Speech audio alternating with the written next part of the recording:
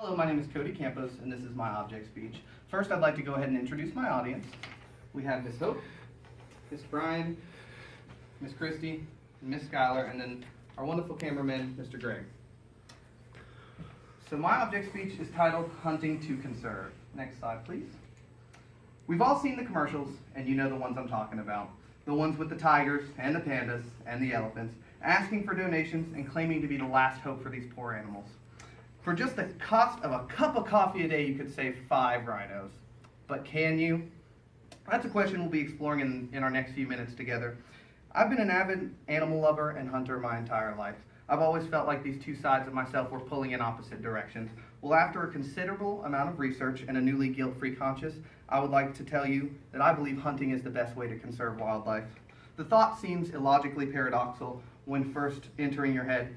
However, the data in real-world scenarios will help to shore it up in your head. One of the largest contributions hunting can make to the wildlife preservation efforts is through the sale of licenses.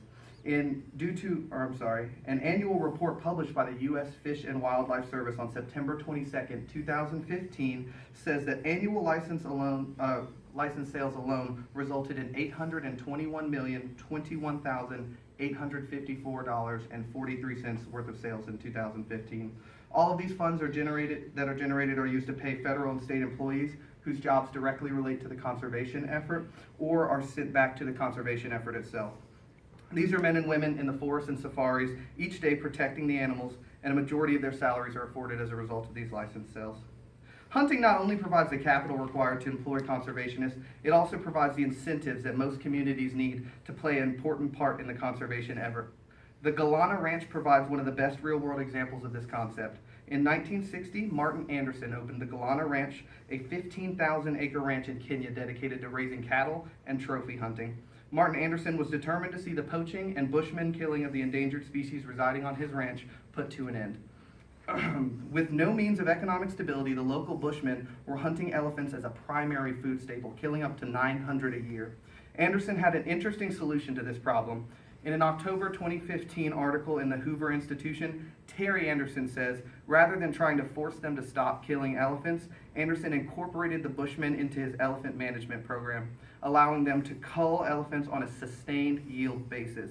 This allowed the local bushmen to have access to their staple resource of elephant meat, as well as substantially decrease the number of elephant killings. The elephants that were culled were able to be thoroughly evaluated, and only older, less fertile males were able to be killed. Local bushmen now had their access to elephant meat and the means to maintain the population. Next slide, please. Hunting can bolster conservation efforts in more ways than just a sustainable food source for locals, though. It provides jobs in often very poor parts of the world and allows wildlife to act as a resource for these communities. Communities are encouraged to protect the wildlife and practice sustainable practices in order to ensure this resource can provide for their community. When a community can take care of a reserve and its wildlife while nurturing the sustainable hunting industry, the animals benefit from the community protection as well as the locals benefit from jobs, whether it be rangers, guides, or support staff. Conversely, when communities have no legal hunting practices, they have no reason to support the sustainable conservation of wildlife, and in most cases, they now have costs to help poachers in comparison. This is very clear when you analyze the difference between Kenya and Botswana. It has been illegal to hunt any animal in Kenya since 1977, and Botswana has just recently outlawed hunting in 2014. Terry Anderson explains that the Kenyan elephant population fell precipitously between 1973 and 2013 when the Botswanan elephant population skyrocketed. Seizures of illegal ivory were nearly 5 times larger in Kenya than Botswana between 1989 and 2011. And Kenya accounted for more than 15% of all illegal ivory seizures in Africa over the past 2 decades, compared to 3% for Botswana. Stats like these only bolster the overwhelmingly evident fact that if it pays, it stays.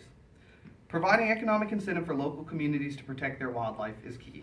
So to summarize, hunting provides a large portion of all conservation funds, gives local communities the knowledge and incentive to protect local wildlife, and provides a stable source of income to surrounding communities. So next time you see a commercial with a sad panda or a crying elephant, ask yourself, is donating to these organizations really going to help those animals? Thank you very much.